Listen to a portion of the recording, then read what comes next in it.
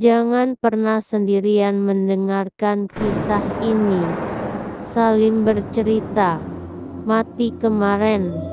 Hari menjelang malam saat Salim sampai di gerbang pintu desa Cibunian yang hendak ia datangi. Sampai juga di desa Cibunian sejak Bibi pindah ke desa ini. Hampir 3 bulan baru sempat mau main ke rumahnya. Alamatnya desa Cibunian, Jalan Randu Alas. Repot juga cari alamat malam-malam begini. Tiba-tiba Salim melihat seorang pedagang yang berjalan di depannya. Nah, kebetulan ada tukang sekut dan aku coba tanya dia. Setelah sudah mendekat, Salim segera menyampaikan maksudnya. Kang numpang tanya kalau Jalan Randu Alas di sebelah mana, ya? Wah, masih jauh Jalan Randu Alas. Ikuti jalan ini terus ketemu perempatan masuk ke kanan. Masih jauh, ya? Oke, kalau begitu Kang, terima kasih banyak. Iya, sama-sama. Pedagang sekutan itu sedikit menggerutu. Pikirnya dagangannya mau dibeli. Tidak tahunya orang yang sedang mencari alamat malam-malam. Kemudian Salim kembali melanjutkan perjalanannya mencari alamat rumah temannya itu. Jauh juga tempat tinggal si Bibi. Mulut asem lagi dari tadi nggak merokok. Mana nggak ada warung dari tadi. Terus saja Salim menggerutu di tengah jalan. Di kejauhan samar-samar Salim melihat seorang perempuan yang sedang berjalan ke arahnya. Dan tak berpikir lama, akhirnya ia segera menghampiri perempuan itu untuk menanyakan alamat yang sedang ia tuju. Ada perempuan sendirian tuh. Salim sedikit terkejut, kemudian ia mencoba menyapa. Maaf, konen sendirian aja, emangnya mau kemana? Tanpa basa-basi Salim bertanya pada perempuan itu, mau pulang ke rumah. Kamu sendiri mau kemana bawa tas? Abang datang dari Jakarta mau ketemu teman yang tinggal di desa Cibunian, Jalan Randu Alas, namanya Bibi Neng. Oh, abang datang dari Jakarta. Tapi sebelumnya aku minta maaf, aku nggak kenal sama orang yang kamu sebutkan namanya tadi. Ya udah, nggak apa-apa. Bagaimana kalau Neng abang antar pulang? Kasihan perempuan sendirian jalan malam-malam begini. Salim menawarkan diri untuk mengantar perempuan itu, padahal dalam hatinya ia takut juga jalan sendiri di desa orang lain. Makanya ia berpura-pura mengantar perempuan tersebut agar ada teman dalam perjalanan ke rumah Didi. Maksud Salim yang berniat hendak ke rumah kawannya itu jadi terhalang karena harus mengantar perempuan yang ia temui di jalan. Oh iya, Neng, kenalkan nama abang, my name is Salim kan.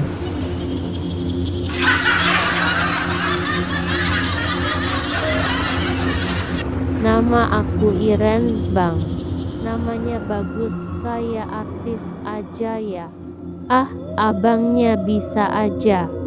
Setelah berjalan jauh Salim dengan perempuan yang baru ia kenalnya itu, namun tiba-tiba ia dikejutkan kehadiran perempuan kembali yang sedang duduk di ujung jalan dekat pohon warung. Loh, kok ada cewek lagi? Malam-malam begini di tempat sepi. Itu teman aku bang, sahut Iren tiba-tiba membuat Salim merasa heran.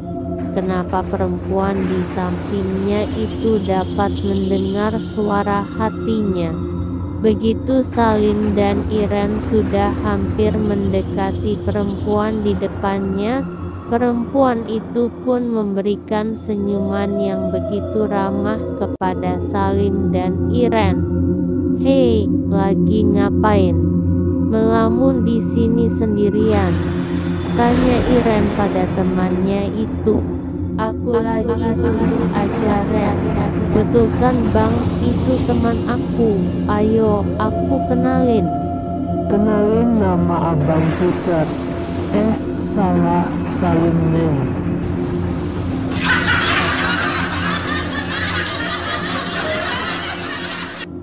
Salim sebenarnya mau tertawa geli, karena salah sebut namanya sendiri. "Namaku Iren, Loh, kok nama kalian sama?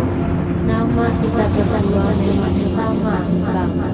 Kan matinya kemarin." Set, taan.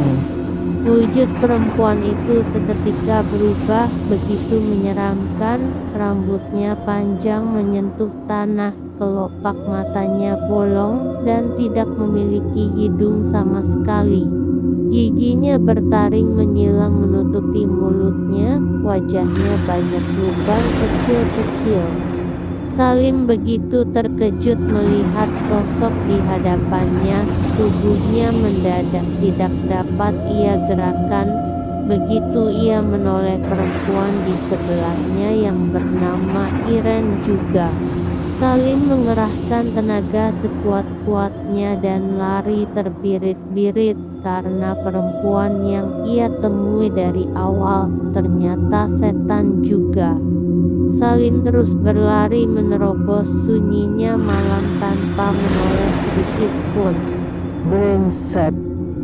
Ketemu di demit dua sekaligus. Rasanya nafas hampir mau putus. Maki Salim sambil terus berlari begitu kencang. Saking paniknya, kakinya tersandung batu yang berada di depannya, lalu ia jatuh tersungkur mencium tanah.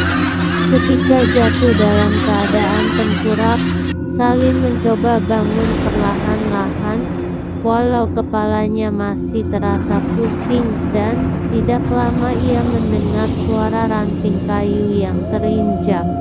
Ampun, yang mati kemarin tolong jangan ganggu saya. Terlihat celana Salim sudah tampak basah. Kurang ajar, saya dibilang mati kemarin. Saya ini sedang meronda, ngapain kamu malam-malam begini lari-larian? Mau maling ayamnya? Oh maaf, Mamang lagi ronda. Kirain saya setan.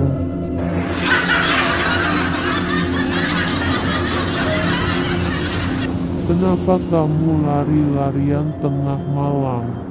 Ngompol lagi. Tadi saya habis lihat ada dua hantu di tengah jalan sana, Mang. Oh pasti itu si Leha sama si Entin yang mati gantung diri kemarin. Setelah berkata begitu, Mamang Ronda tiba-tiba bulu kuduknya ikut bergidik. Lantas ia segera bertanya kepada anak muda di hadapannya yang masih terduduk di tanah. Kamu pasti bukan warga desa ini, benar enggak? Saya datang dari Jakarta, Mang. Mau ke rumah teman di desa Cibunian, Jalan Rambu Alas. Nama teman kamu siapa? Teman saya namanya Didi. Kalau Didi Jalan Randu Alas, saya kenal. Mamang kenal. Kalau begitu saya minta diantar Mang ke rumahnya. Salim masih ketakutan terbayang hantu yang ia temui barusan. Tiba-tiba sekelebatan dua bayangan putih terbang ke arah mereka. Kembali terdengar suara kedua kuntilanak yang baru saja Salim temui. Setaan. Salim dan peronda itu lari tunggang langgang, tidak peduli dengan jalan yang ia lalui di depannya. Salim begitu ketakutan, lantas menarik belakang celana si peronda sampai celananya jadi melorot. Celana saya jangan ditarik-tarik potlot. Lari Mang, lari. Di simpang jalan, akhirnya lari mereka terhenti. Salim sempat menoleh ke sana kemari untuk memastikan kedua kuntilanak itu tidak mengikuti mereka. Sudah, kuntilanak itu tidak mengejar kita. Mang, saya menginap di rumah Mamang Ronda saja ya. Jangan. Kamu saya antarkan ke rumah teman kamu saja. Kenapa memang, Mang? Eta juri tangkal warung, jangan dia mau mengikuti kamu, malah saya yang terkena getahnya. Jangan nakutin, Mang.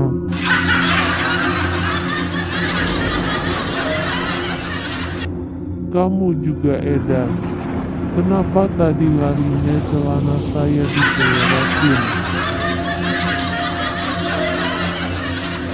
Saya takut, Mang. Soalnya tadi kedua kuntilanak itu sudah dekat di belakang saya. Dasar boa edan. Ya, sudah kita ke alamat rumah teman kamu saja. Iya, Mang. Ayo agak cepat jalannya. Mimpi apa saya kemarin? Bisa ketemu kamu jadi sial begini. Akhirnya Salim menuju rumah Didi, diantar oleh Mamang peronda malam di desa Cibunian.